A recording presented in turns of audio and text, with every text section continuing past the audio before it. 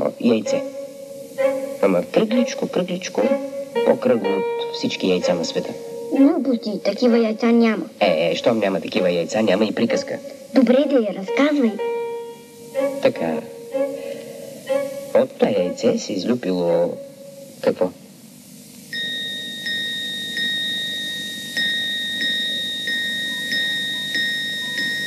Връбче. Само, че това връбче било най-топчестото на света. Кръстили го Пиу-Пиу четвърти. Защото не всеки ден някой се излюпва в корона.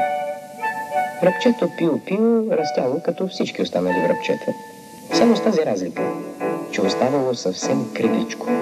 Лапало си трухичка след трухичка и все повече се закръгляло. И най-сетне така се закръглило, че никой не можел да каже къде му е опашката и къде човката. Има ли нещо по-кръгло от мен? Гордо питал Пиу-Пиу и връбчетата навеждали скромно главички, а то си подскачало и си пеело. Пиу-Пиу, Пиу-Пи, аз съм кръгъл, вижте ви. Даже земното кълбо не е кръгло О. Веднъж котаракът изтебнал берушаните и скочил при тях. Всички успели да излетят, само Пиу-Пиу останал.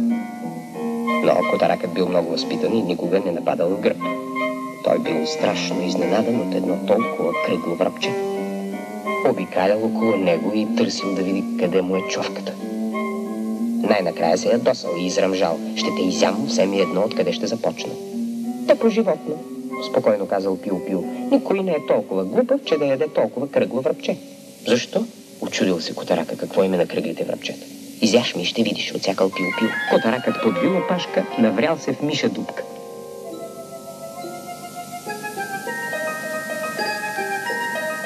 Врабците запомнили този ден. Мисля, че до ден днешен го има в техните врабешки календари. Ден на безумната смелост или нещо подобно. Чак пък в календарите. Добре, слушай по-нататък. И така Пиу-Пиу се оформил като най-кръгъл от всички кръгли неща. По-кръгъл от ябълките, по-кръгъл от пъпешите и по-кръгъл от дините. И много по-кръгъл от зарчето. Разбира се, много по-кръгъл. И си подскачал и си пел.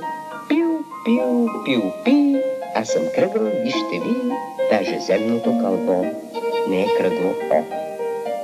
Не може да има нещо по-кръгло от слънцето, забелязало веднъж едно връбче. Зашушукали връбците. Тогава Пиу-Пиу подскок и извикал гордо. Спри, ако си по-кръгло от мен. Слънцето, ако обръща внимание на всяко връбче. Точно така. А поданиците перушани изръкопляскали на своя принц. Видяхте ли? Извикало връбчето и заело най-величествената си закръгленост. Аз съм най-кръглото нещо в света. Има нещо по-кръгло и от тебе, казал котаракът. Нещо, което е съвсем кръгло. Така ли? Засегнал се Пиу-Пиу. И какво е то? Ето тази дупка, усмихнал се котаракът. По-кръгло нещо не съм виждал. Донесете ми я, изкръщял ядосаният врабец. Опасно е, развълнували се останалите врабци. Много е опасно.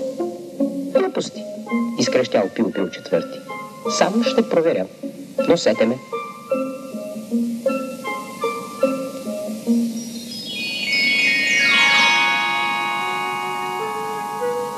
И Пиу-Пиу обикалял около нея и се чудел.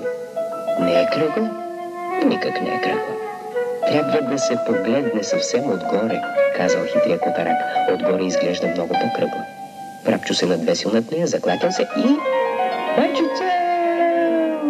Викал Пиу-Пиу, падайки стремглаво в черната бездна. В дъното на дупката било мрачно, студено и влажно.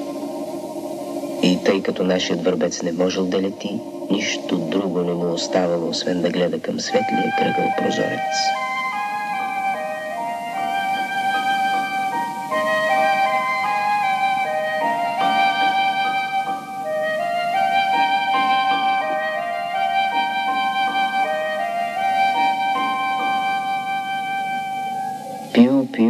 е стоял няколко дни в дупката и тъй като нямал какво да яде, отслабнал.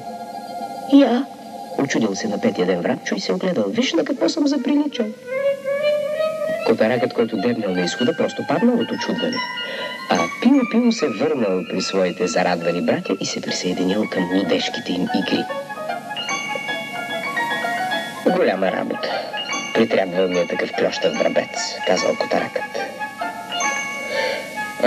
Врабците се изсмяли от високо и литнали да вършат своите врабешки работи.